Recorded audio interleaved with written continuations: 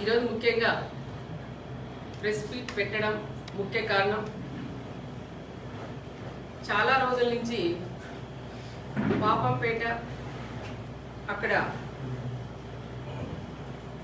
Survey number 106 ఒకటవ లెటర్లో 63 సెంట్లు అది సుప్రీంకోర్టు ఆర్డర్ ప్రకారం 63 సెంట్లు బిల్డింగ్స్ ఎవరైతే కట్టారో సుప్రీంకోర్టు ఆర్డర్ ప్రకారం అవి రెవెన్యూ అధికారులు అక్కడికి వెళ్ళి అవన్నీ పగలగొట్టడం మనం అందరం కూడా చూసాం.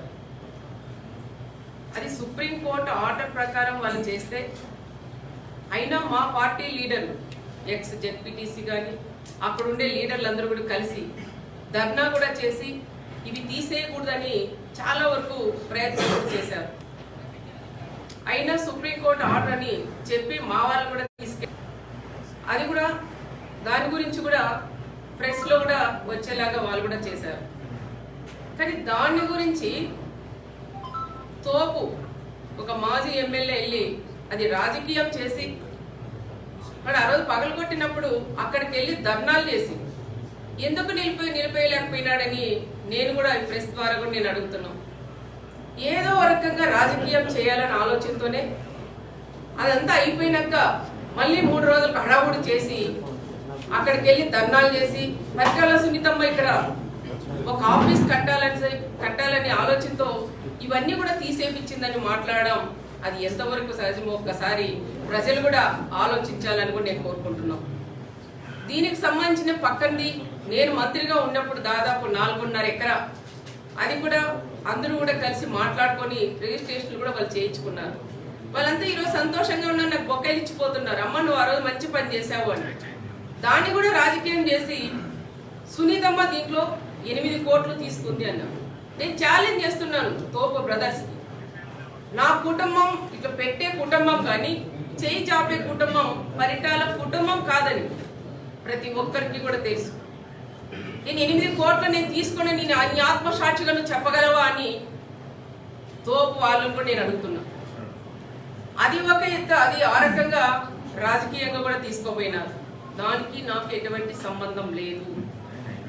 దాంతో ప్రకారం మళ్ళీ ఇంకొక ఆయన అంటాడు, చిన్న తోపు రెండో తోపు వచ్చాడు.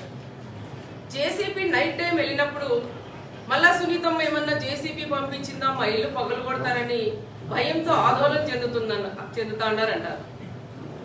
తోపు బ్రదర్స్ ఒకటే చెప్తున్నా, జేసీపీ పంపించి ఇల్లు తోపియాలంటే హైదరాబాద్లో ఉండే నీ బంగ్లా తోపిస్తారు కానీ ఇక్కడుండే నా కార్యకర్తలు కానీ ఇక్కడుండే పబ్లిక్ కాదని ప్రత్యేకంగా వాళ్ళకు కూడా నేను హెచ్చరిస్తున్నా. ఇళ్ళ లేదని దొంగేడుపులు ఏడుస్తారు. హైదరాబాద్లో బిల్డింగులు ఉన్నాయి, ఆ బిల్డింగులతో ఏమన్నా జేసీపీ సౌండ్ వింటే సునీతమ్మ ఏమన్నా పంపించిందేమో నువ్వు భయపడతావు కానీ ఇక్కడ ఉండే ప్రజలు ఎవరూ భయపడరు. తమ్ముడు మీద చెయ్యేసుకొని ప్రశాంతంగా నిద్రపోతారని వాళ్ళకు కూడా నేను ప్రశాంతంగా నిద్రపోతారని వాళ్ళకు కూడా నేను తెలియజేస్తున్నా. దాంతోపాటు ప్రతి ఒక్కటి రాజకీయం చేసేది తోపు బ్రదర్స్కి ఒక అలవాటు. ప్రభుత్వం ఉన్నప్పుడు ఒక రకం చేస్తారు, గవర్నమెంట్ లేనప్పుడు ఇంకొక రకంగా తోపు వాళ్ళు ప్రజలందరినీ రెచ్చగొట్టేది మనం అందరికీ కూడా తెలుసు. నిన్న మొన్న ఏ మీటింగ్లు పెట్టినా ఏ ప్రెస్ మీట్లు పెట్టినా ఒకటే చెప్తా అంటారు, టీవీ బాంబు గురించి మాట్లాడతారు. టీవీ బాంబు గురించి మాట్లాడినప్పుడు కార్ బాంబు ఎందుకు గుర్తు రాలేదు ఆమెకి? ఇక్కడున్న మా అమాయకులైన ఒక ప్రెస్ సోదరులు అక్కడ దాదాపు 24 మందిని పొట్టను పెట్టుకునింది, అది మీరు కాదా? మరి ఇది మాట్లాడినప్పుడు అది ఎందుకు మాట్లాడలేకపోయినారని నేను కూడా వాళ్ళని అడుగుతున్నాను. దీనిలో మాట్లాడేకేమో ఏదో పరిటాల కుటుంబం వీళ్ళని ఇబ్బంది పెట్టి టీవీ బాంబ పెట్టి బలి చేసిందంటారు. మరి అక్కడ కారు బాంబ పెట్టింది ఎవరయ్యా? దాంట్లో కూడా మీరు ముగ్గురు కొద్ది రోజులు జైల్లో కూడా ఉండొచ్చినారు. ఒక్కసారి మీరు కూడా గుర్తు పెట్టుకున్నారు కూడా నేను తెలియజేస్తున్నాను.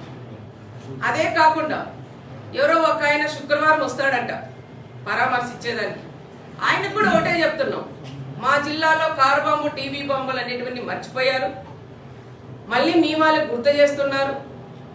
ఆ వచ్చే ఆయన కూడా ఏం చెప్పంటే సూట్ కేస్ బాంబు గురించి కూడా ఒక్కసారి మాట్లాడి నా మండలంలో కూడా అడుగు పెట్టాలని ప్రత్యేకంగా మాజీ సీఎం గారు కూడా నేను చెప్తున్నా. ప్రతి ఒక్కటి కూడా మీరు రాజకీయం చేస్తే మా దగ్గర కూడా రాజకీయం చేయడానికి మేము కూడా సిద్ధంగా ఉన్నాం. అవి అవసరం లేదు. ఎప్పుడో జరిగిపోయిన గతం గతహ. మళ్ళీ అన్ని కుటుంబాలు కూడా ప్రశాంతంగా ఉన్నాయి. మేము ప్రశాంతంగా ఉంటే మీకు నిద్ర పట్టదా? ఈరోజు గంగల భానుమతి గారు కానీ, కనుముక్కల చెన్నారెడ్డి కూతురైన ఉమా గారు కానీ, మా కుటుంబం కానీ, మా 3 కుటుంబాలు ఈరోజు ప్రశాంతంగా ఉన్నాం. ఎందుకంటే ఆ రోజు జరిగిన దాంట్లో 3 కుటుంబాలు బలైనాం. బలైన తర్వాత మా కుటుంబాల పరిస్థితి 4 గోడల మధ్యలోనే మేము ఎన్ని ఇబ్బందులు పడినాం, ఎన్నిసార్లు ఏడ్చుకున్నాం, మా పిల్లలను పట్టుకుని ఎంత బాధపడినాం, ఏ రకంగా మా పిల్లలు మేము పెంచుకున్నాం అనేది మీకు తెలియదయ్యా. అది మాకు తెలుసు. ఒక పూట తిని ఒక పూట లేకుండా మా కుటుంబాలు మేము పెంచుకున్నాం. మా పిల్లల్ని చదివించుకున్నాం. నా కుటుంబంలో నా 3 పిల్లలు ఉన్నారు. నా కొడుకులు ఇద్దరిని నా కూతురు చదివించుకున్నా. నా కొడుకు ఈరోజు రాజకీయాల్లోకి వచ్చాడు. చిన్నవాడు వచ్చి బిజినెస్ చేస్తున్నాడు. నా కూతురు వచ్చి డాక్టర్ చదువుతాను చేసింది. అదే భానుమతి కొడుకు కూడా జాబ్ చేస్తూ ఉంటాడు అబ్బాయి. మరి కనుముక్కల వాళ్ళు కూడా ఆ ఫ్యామిలీలు కూడా తల్లి తండ్రిని అందరినీ కూడా అన్నదమ్ములు కూడా పోగొట్టుకొని ఆ కుటుంబం కూడా బాధపడుతుంది. మేమన్నీ మర్చిపోయి ప్రశాంతంగా ఉండి 10 మందికి సేవ చేయాలని తప్ప వేరే ఆలోచనలు మా కుటుంబాల్లో లేవు. ఫ్యాక్షన్లకి దానికి ఇప్పుడు పుల్ల స్టాపులు పెట్టి మా పిల్లల్ని మంచిగా చదివించుకొని వాళ్ళని కూడా అన్ని రకాలుగా కూడా బాగా చేస్తున్నాం.